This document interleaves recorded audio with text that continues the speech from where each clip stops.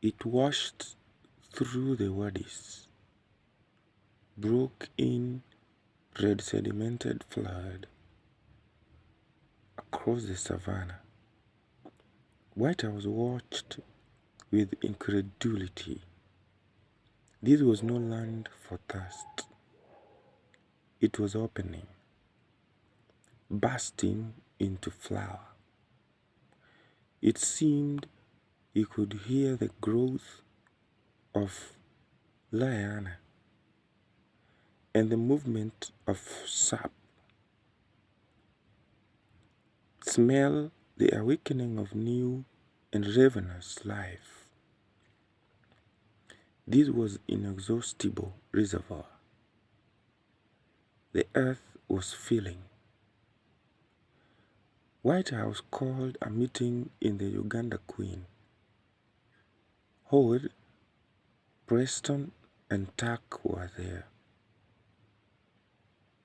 William, two bridge foremen, a road engineer, and a man from the supply department.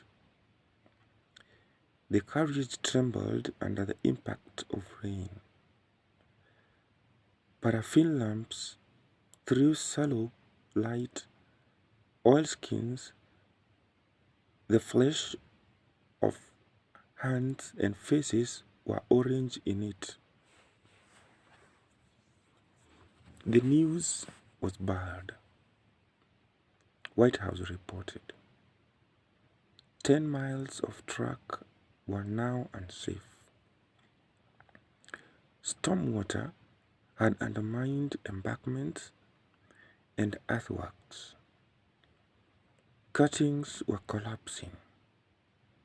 Already, a trestle at the Majichumvi ravine had gone, and there had been derailments. He paused, stared out at the rain which runneled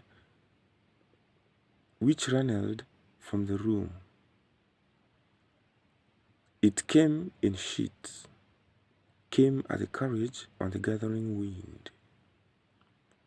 April 1897, Part 2 continued. Railhead was now at mile 51, he told them. Plate laying had gone 6 miles into the plain from Taru Camp. Out there in the scrub, he pointed to the night, were 1,000 men. Only God knew the miseries they endured. William, here, was getting a casualty return of 50 men a day. The gain in track miles was negligible.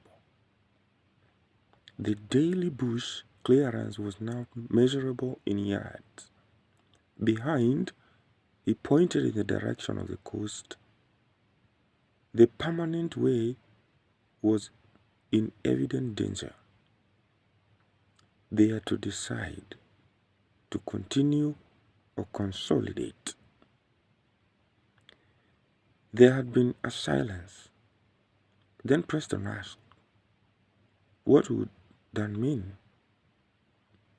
It would mean withdrawing from Taru. They had talked. Charts and surveys were examined. Then White House asked for views.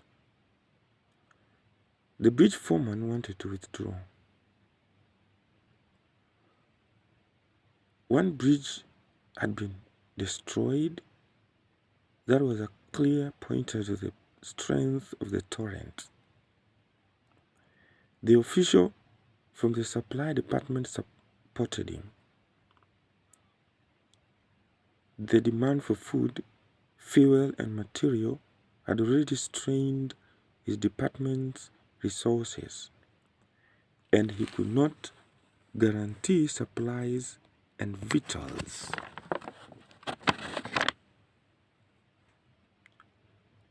If the line went further,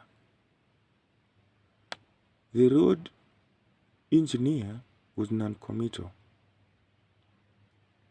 Dr. Williams said dryly that from the medical viewpoint, the railroad ought to be abandoned altogether. These men were low and debilitated, ripe for epidemic.